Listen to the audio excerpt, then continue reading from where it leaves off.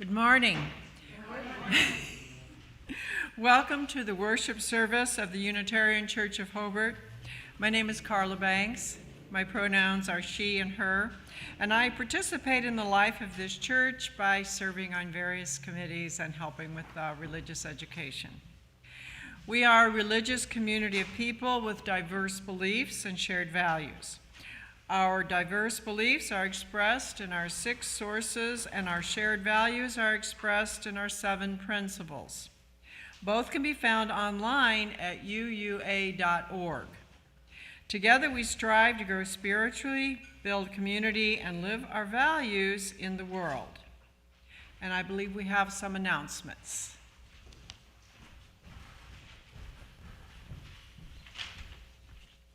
Hello. Due to scheduling conflicts, our Farrell Family Bocce Ball Tournament will be rescheduled for September 9th, with September 10th as the rain date. So it's written in blood now on the calendar. We're not rescheduling it ever again. So sign-up sheets will be posted closer to that day.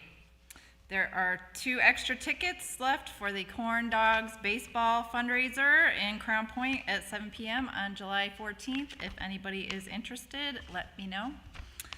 And Faith in Action is collecting school supplies in the month of July for teachers in the Hobart area. So the list of needed supplies is on the bulletin board in the parish hall. Let me know if you have any questions. Thank you. Pete, did you have an announcement? At the office. Oh, just there. Okay. All right. We are currently streaming our services online. The joys and sorrows portion of our service, however, is private, and we will take a break from streaming during that portion of the service. Other than that, the service will be recorded and will be available for future viewing on Facebook, YouTube, and the church website. Please let your Facebook and Twitter friends know you are attending worship with hashtag First Unitarian Hobart. Now please silence your devices and take a deep breath and another, and join us in a spirit of reverence.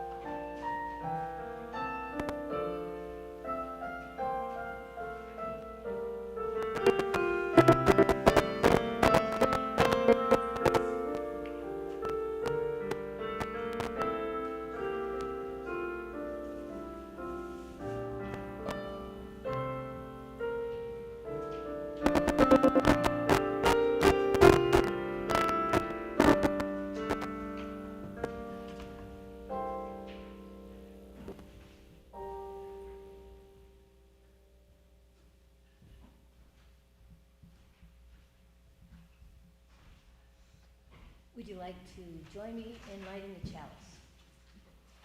We gather this hour as people of faith, with joys and sorrows, gifts and needs.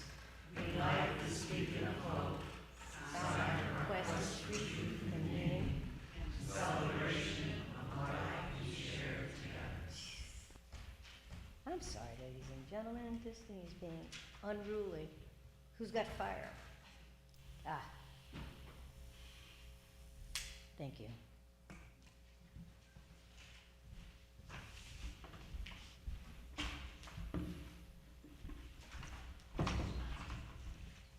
Good morning.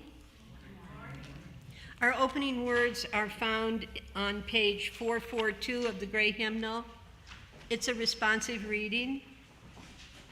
I'll start, and then if the congregation will join with the italicized words.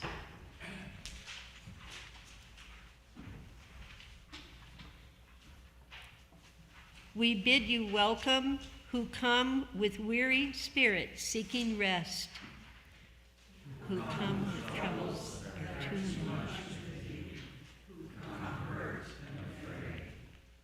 We bid you welcome who come with hope in your heart,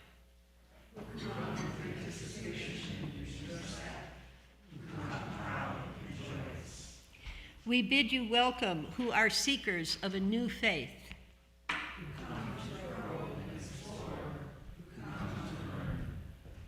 We bid you welcome who enter this hall as a homecoming.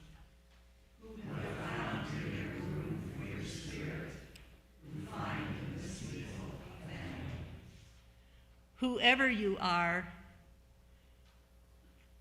whatever you are, wherever you are on your journey. Please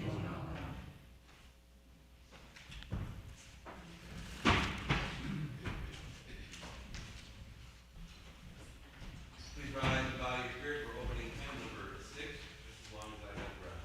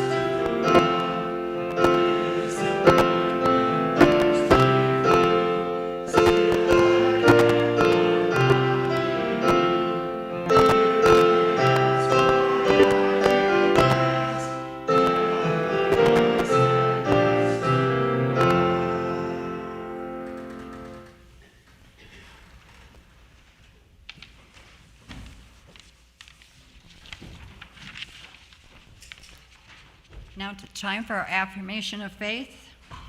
Love is the doctrine of this church. The quest for truth is its sacrament. Service is its prayer. And this is our covenant, to dwell together in peace, to speak the truth in love, and to help one another. We are asking to create a worship space which is both spiritual and safe. However, we recognize that not everyone can attend in person. We extend a special welcome to everyone who is joining us virtually, and we want to thank the tech team for making this possible. For those present in the sanctuary, please take a moment to greet your neighbors by waving your hands and letting the warmth of your smile fill the spaces between us.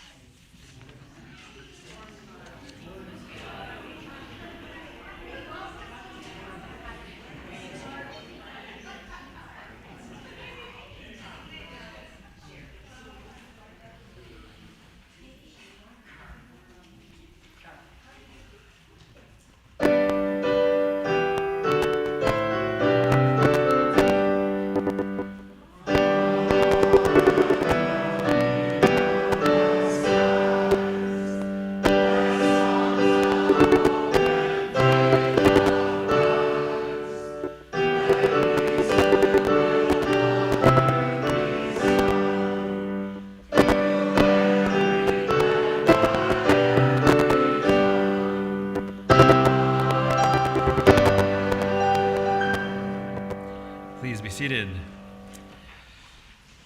So each week during our worship service, we have a time for the sharing of joys and sorrows. Given the theme of the worship series for this week and the next few weeks, I'd like to start this off with a little change of pace, a guided meditation for a few moments. So I invite you to either close your eyes or unfocus your gaze and just relax into that space.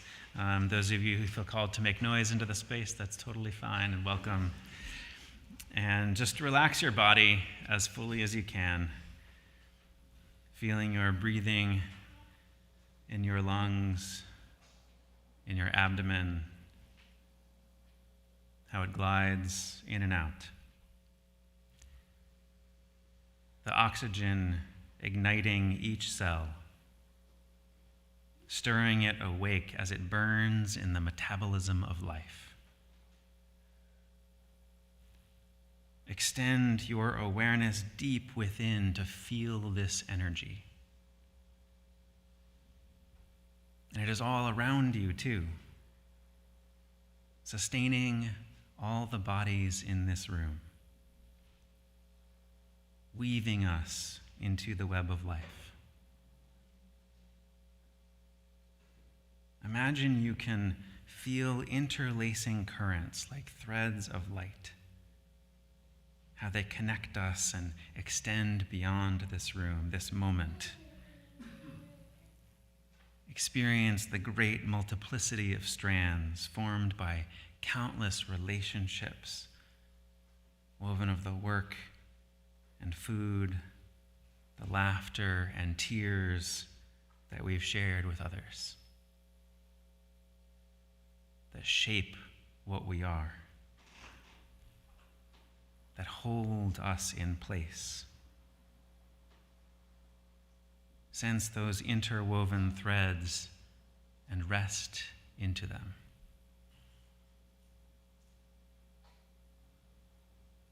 The web sustains your bones and blood and skin, concocted so intricately out of the food you've eaten, out of grains and vegetables and fruits and nuts, the soil that yields the grain for bread, the boughs of the tree that bear apples for you, the hands that plow and sow and reap and gather, they all are of your body now.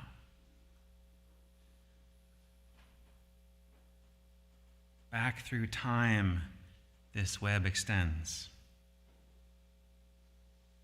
Mothers and fathers and great-grandmothers and great-grandfathers giving you your coloring and features, your gestures, your tone of voice.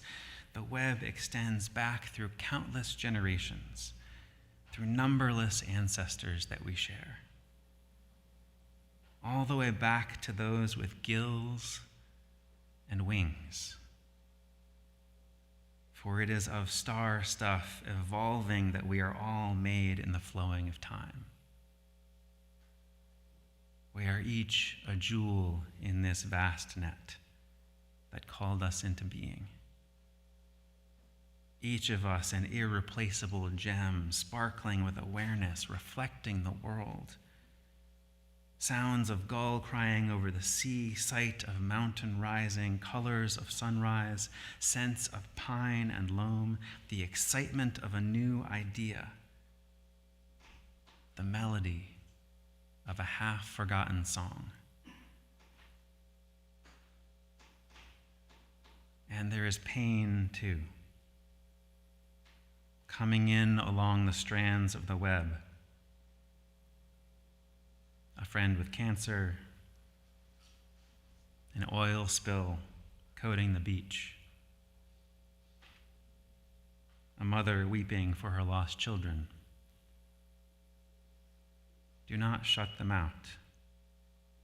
They live in the web of this planet time.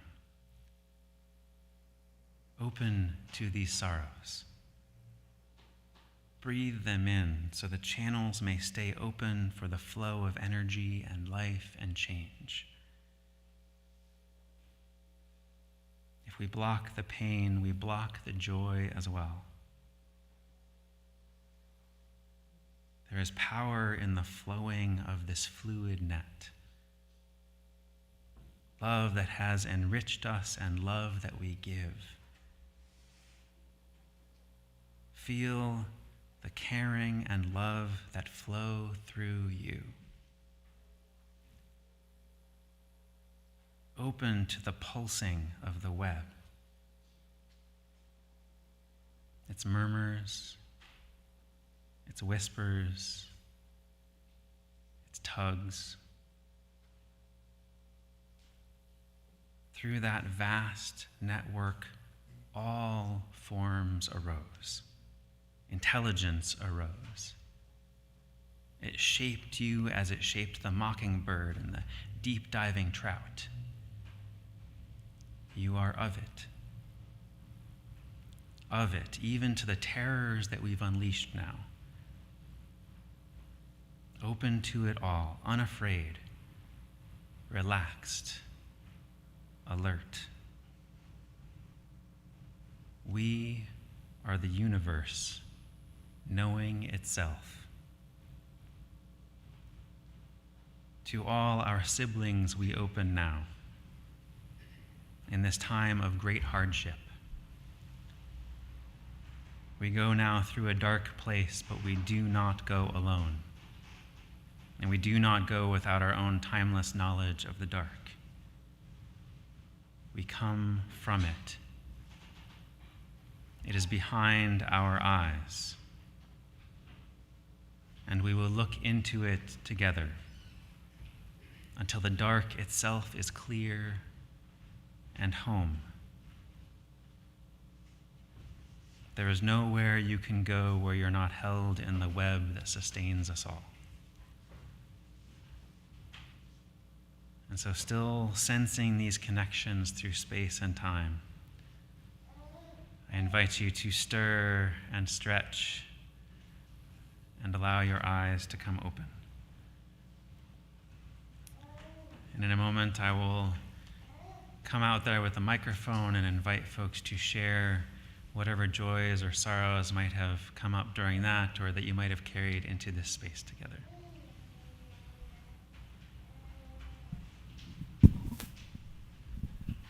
I just invite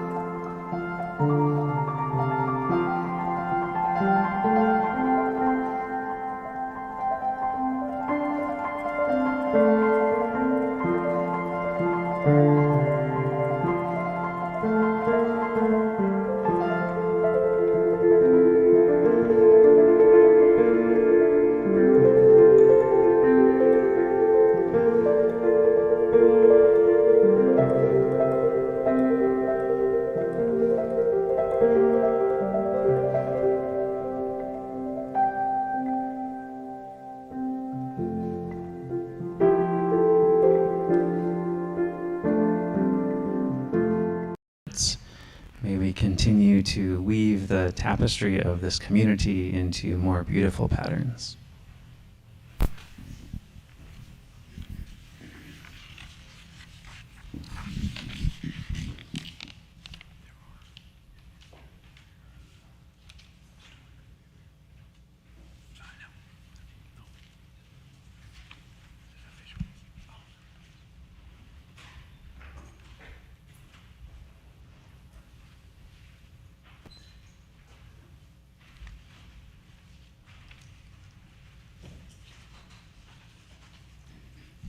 This is the time in our service where we come the story for all ages. This morning, our story is the tree in the ancient forest.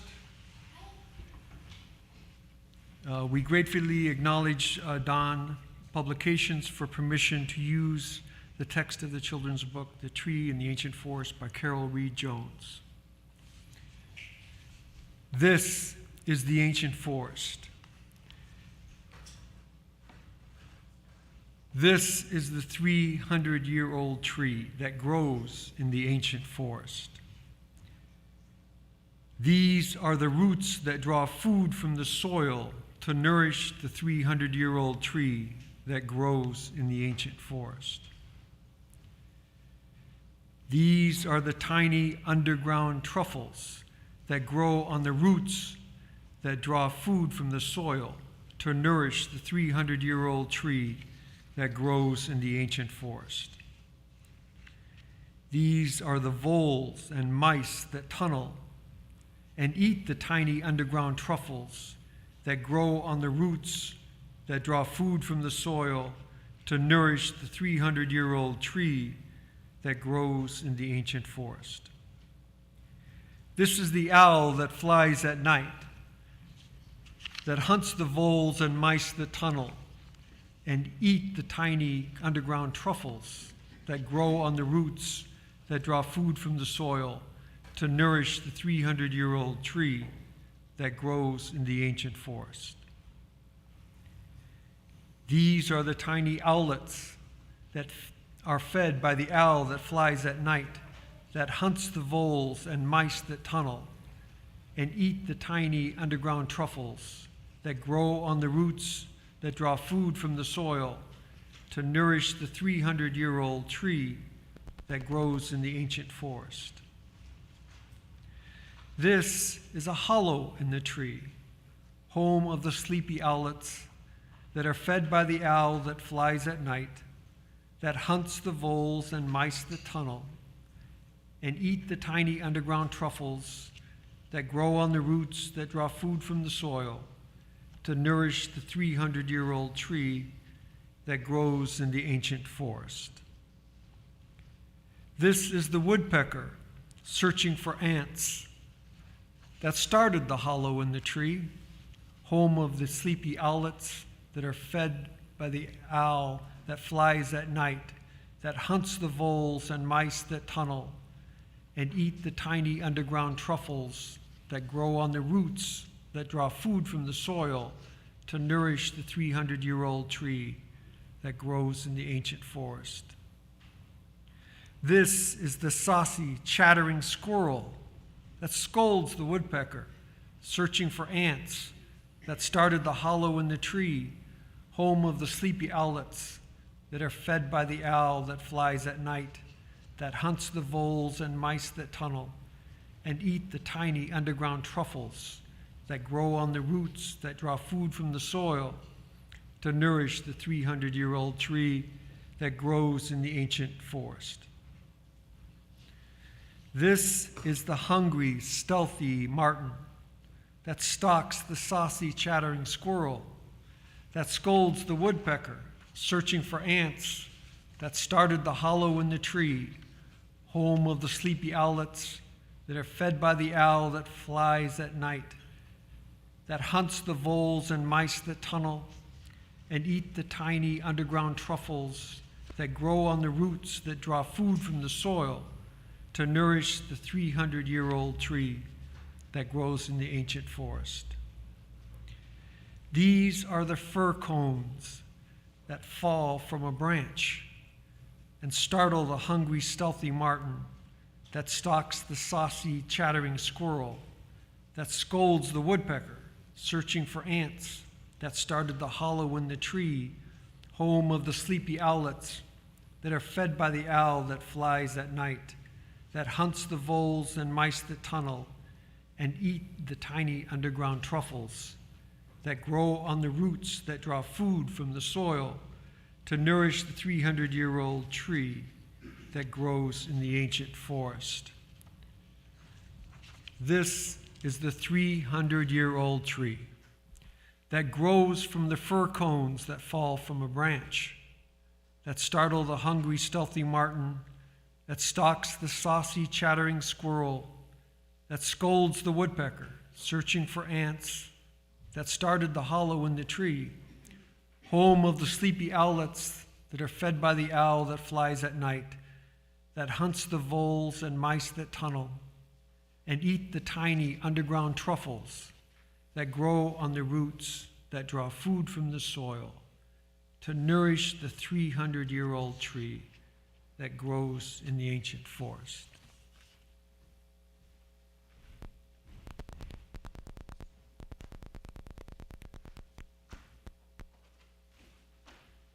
I invite you to rise in body or spirit and join in singing hymn 1007, There's a River Flowing in My Soul.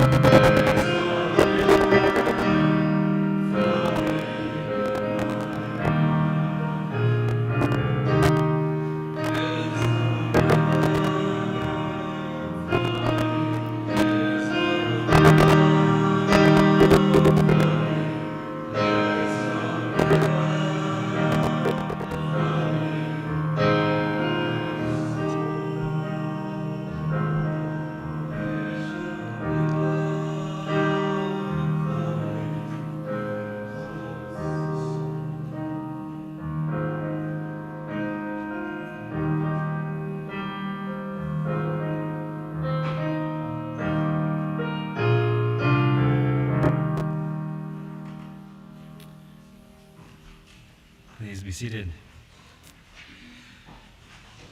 So we are starting a new series this morning, and for this series we'll be exploring some absolutely core, bedrock, spiritual, relational principles.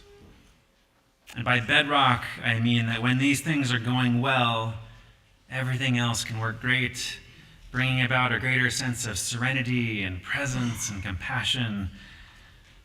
And when they aren't going well, everything else becomes precarious, tending towards fear and anxiety and frustration and exasperation.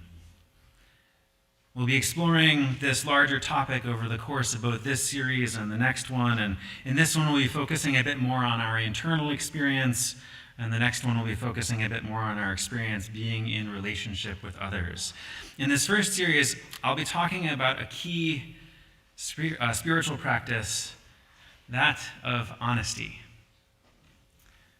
We might not think of honesty as being a spiritual practice, but just like meditation and prayer, it's about our relationship to what is. Just like those, it's not a skill of the mind. It's difficult because of its simplicity. Like our story this morning, there is a simplicity to it that we can start to lose track of if we're not paying close attention. This simplicity, when we attend to it, has these rich questions like, how do we live in the gap between our ideals and reality? How do we embrace a spirituality of wholeness in which we're not falling into patterns of stuffing down or hiding parts of ourselves from others? The parts of ourselves that we might be afraid to reveal, our thoughts, our experiences, our actions, our past, our present, our future, about which we feel at least just uncomfortable enough to not want to be forthcoming with it. Or maybe so uncomfortable that we feel a deep sense of shame.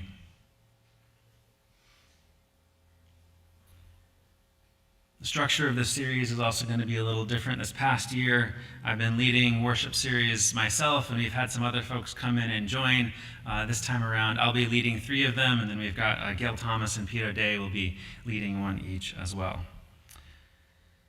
So as I mentioned before, my career used to be in activism. Canvassing, organizing, that sort of thing. And I left that career when I felt like something was missing. That there was some deeper aspects of making the world a better place that were getting missed. And so I ended up in ministry, a career in which we do focus on those deeper, more subtle aspects. But the lens that I had honed during my earlier career in activism still sees the world in all its pain and suffering and the things just not lining up well for the greatest good of all. And that is deeply, deeply painful.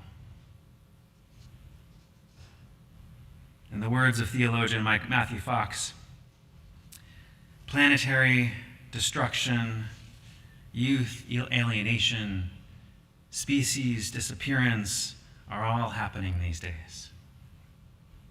Ours has become a culture overwhelmed with death. Some of it real, and much of it brought on by ourselves. Death is all around us, and in many ways has overtaken us.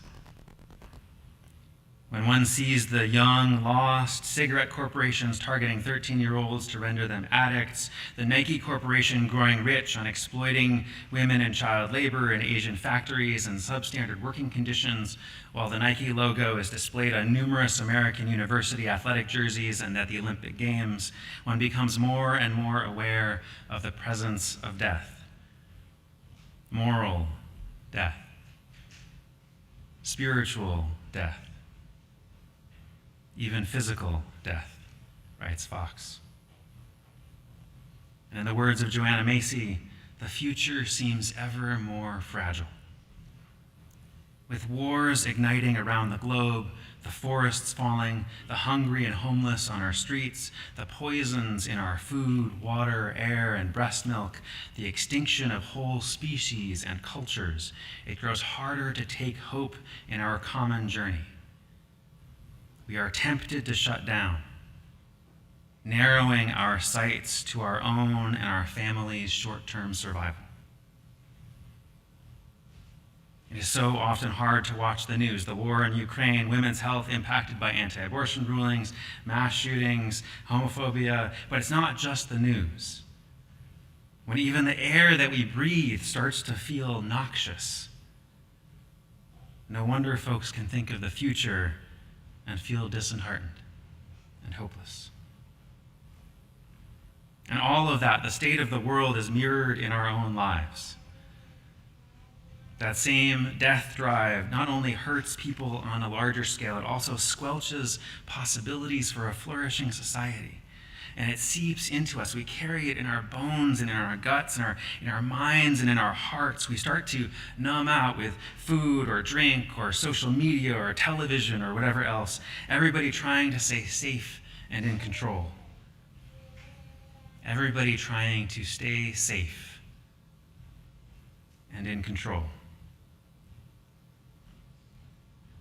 I remember when I was maybe 12 or 13, watching Star Trek: The Next Generation on television on a Saturday afternoon, and there was this one episode that I saw where everybody started playing this game that they found on this foreign planet, and they would put on these headsets and they would try to put these circles into these squares and put these tubes into these squares, and there'd be this grid that everything was happening on, and gradually the whole crew of the Starship Enterprise would just sit around the ship wearing their goggles, playing this game. And every time I'm on the subway, I am reminded of that episode. In the face of all of this that is happening in the world, how could we respond? How should we respond? Do we have the tools that we need, the emotional tools, the spiritual tools? The familiar solutions on offer don't really mean too much. On television, we can see advertisements asking us to send money to Africa. In our email inboxes, we can find requests to send money to political candidates. Driving down the highway, we can see billboards that encourage us to live by particular moral standards. But where does all of that leave our hearts? Where does all of that leave our spirits? How can we consciously choose the actions that we take in the world in a way that, in Fox's words, arise from our freedom and not from our acting out in the face of what we don't like? Acknowledging the deep suffering of the world, resolving to assist a great turning beyond that suffering, engaging us in the sort of spirit work that heals and gives us hope, thereby empowering us on the way to a healing life, finding our prophetic voice, giving adequate attention to the future generations not yet born, and contributing to the healing work that our times and pain require. How can we, in the words of Joanna Macy, take our yearnings and help us find in them the courage, commitment, and community we might need to change our lives and move into action for the healing of our world? Take stock of the grandeur of the human heart, feel a readiness to face the bad news, feel and express both our grief and rage and also our courage and creativity. And in the face of all that bad news, the challenge of creating a sustainable civilization can seem absurdly unrealistic. Yet it is germinating now. That sustainable society on which the future depends, its seeds are sprouting in countless actions in defense of life. And so what are those seeds that might be sprouting? How might this time might be a great turning?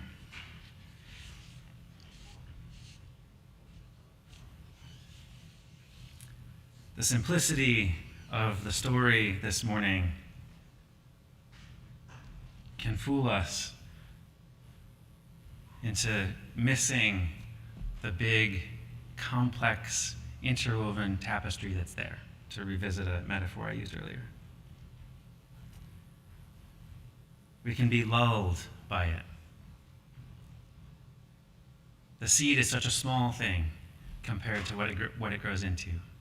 And so, in the face of everything that I have said before, what I'll be focusing on for this first worship service might feel so small. But it is core to so much.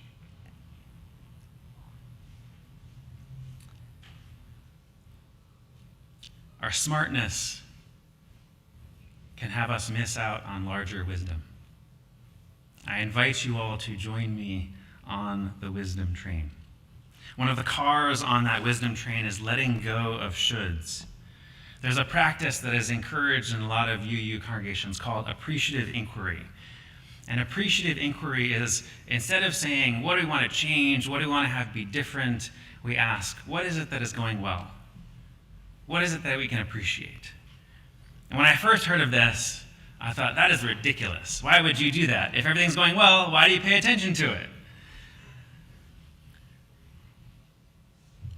It's not just that it feels good.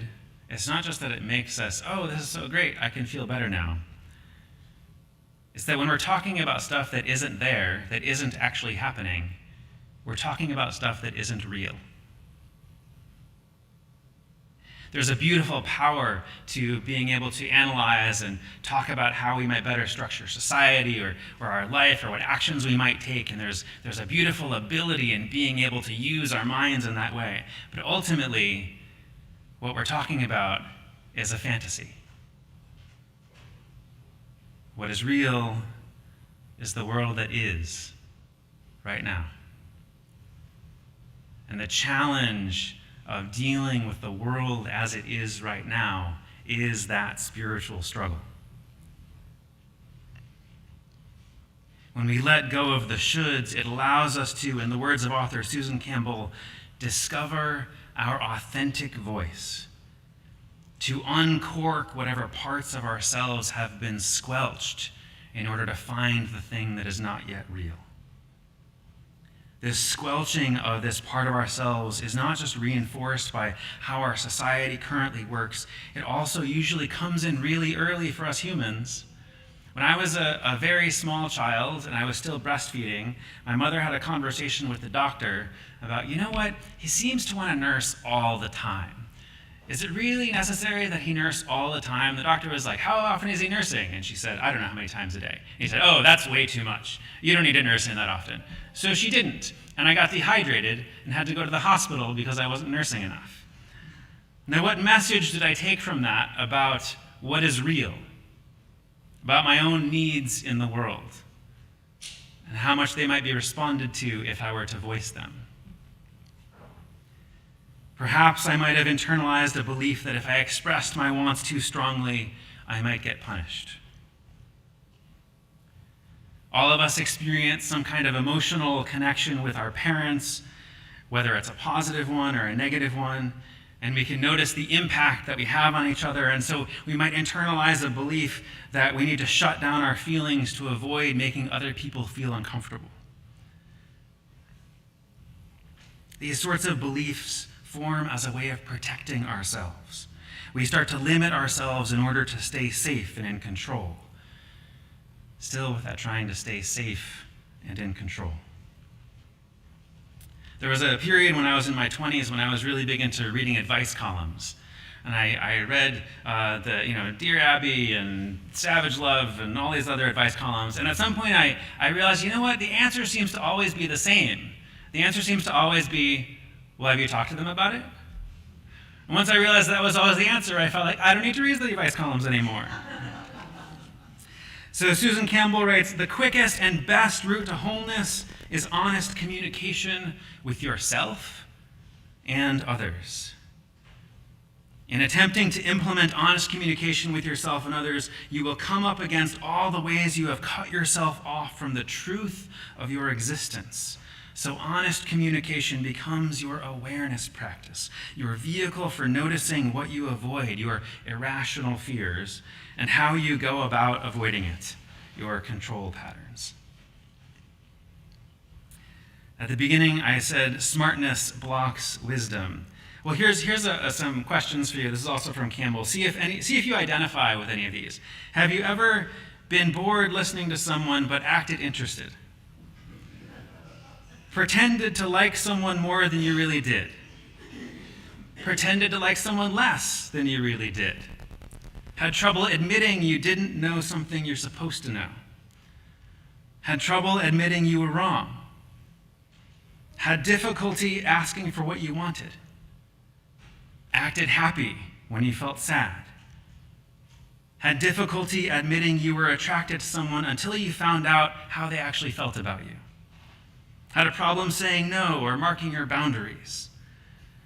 Had trouble telling your sexual partner that you're not satisfied? reacted defensively when you thought you were being criticized, had difficulty expressing your anger or jealousy or hurt, had trouble expressing your love or caring or vulnerability, avoided telling someone something that you feared might be hurtful. We all lie, sugarcoat, pretend, or withhold. And why? The most common reasons people give are avoiding hurting other people's feelings, avoiding looking foolish, avoiding conflict, disagreement, or feeling anger, ensuring that things turn out right, and to avoid feeling out of control. These are all strategies that we use to get what we want, to get somebody else to feel a certain way or not feel a certain way, to present ourselves in a certain way. In one study, 80% of all human communication is geared towards controlling things that are actually out of our control. When we relate with others, when our communication arises from our relating with them, as opposed to our trying to control the situation, we value what is over what could or should be. We see the results of insisting on what could or should be on the news when it blows up into something big. But the way that this tendency plays out in our own lives often goes unnoticed. Once we shift our relationship to what is, it becomes possible to unsquelch ourselves, to disentangle from the understandable temptation to try to stay safe and in control, and instead focus on just being people. To come back to our simple place as a part of the ancient forest, among all the other creatures who don't lie to themselves or tie themselves in knots like we do. And so my suggestion, I'm not going to call it homework this time, my invitation coming out of this worship service is to use some cards. These are my cards. I hope you'll return them. If you don't, I'll understand. I can get another set. There's 4 decks of cards here. I'm going to put those out there, so while you're grabbing snacks and everything, you can use them. The first one is the Get Acquainted deck, and then there's the Get Personal deck, and there's the Get Present deck, and the Get Down deck. And so the invitation here is to start with the Get Acquainted deck and just do one from these, and if you feel inspired, you can go on to the other ones, or you can just stick with this one, and just share the questions and answers that you have with one another. This is a nice, safe practice realm before you jump off the deep end into getting super honest with yourself and other folks. So that's my invitation to you all. I will be out there. If you want to play with me, that's great. If you prefer not to, that's totally fine. I understand. You're welcome to have your boundaries. And if you have any questions, if you want a review of how to use them, I will be around. So Susan Campbell, who designed these cards, writes, "There is so much more love that we could feel, so much more reality that we could perceive, so much more excitement and energy that we could contain and vibrate with. All we need is genuine curiosity, an openness to experiment, a willingness to experience with awareness whatever comes up. Those parts of yourself that you thought you had to hide to survive are longing to be unhidden. Our spirits are weary from the hurts and fears we've been carrying. But our hearts have also been carrying hope. Can we be open to probing and exploring and learning, not in smart ways, but in simple ways? May we come home. May we find here a room for our whole spirit. May we welcome all of ourselves. May we answer yes to life and truth and love, feeling the river that flows through our soul, telling us that every part of us is just as much a part of the ancient forest as the fir cones and martins and squirrels and woodpeckers and ants and owls and truffles and soil. So may we sing our thanks and praise for the gift of it all. May we remember the wholeness of our lives in this great and astonishing dance in which we move. And may it ever be so.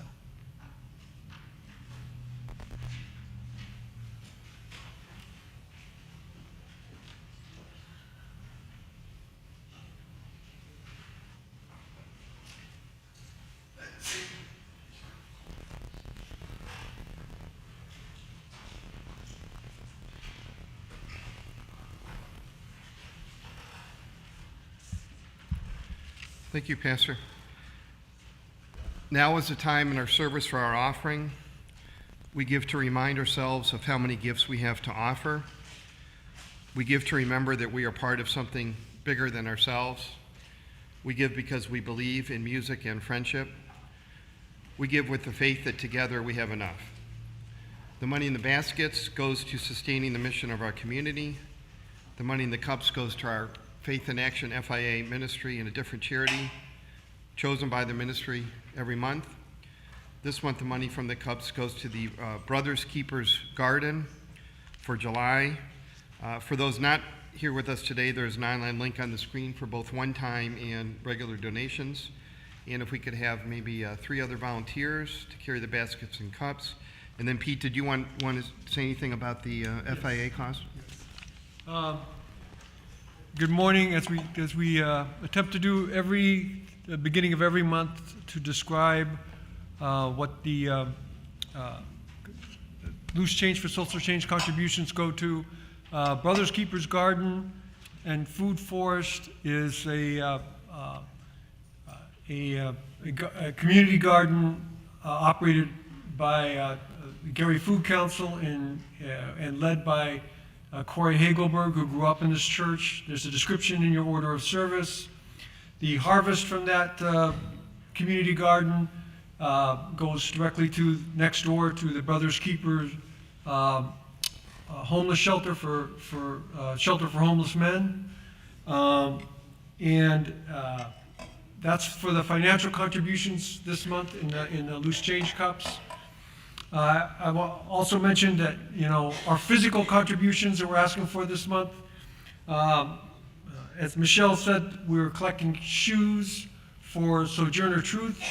Sojourner Truth gets, you use shoes that are not completely destroyed, but used shoes in any kind of good shape. We're collecting those. Sojourner Truth House gets 40 cents for every pound. And Sojourner Truth House is a shelter for homeless and at-risk women and children. So, for this month, please check your closets and any old shoes that you can contribute. There's a bin in the next room that we collect them in. Also this month, there's a physical contribution, as mentioned, the supplies for local teachers. And there'll be a list for what supplies you can buy for local teachers for the next school year. So there's a lot going on. I hope you can contribute what you can.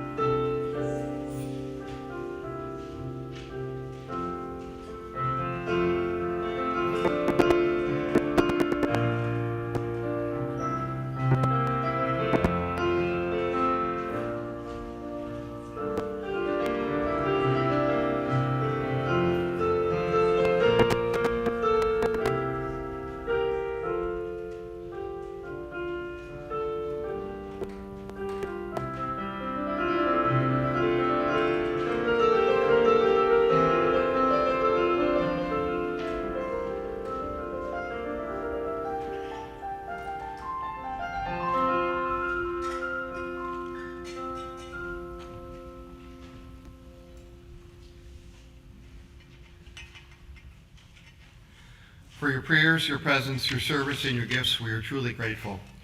And now please rise as you're willing and able and join in singing the closing hymn, number 128, For All That Is Our Life, in the gray hymnal.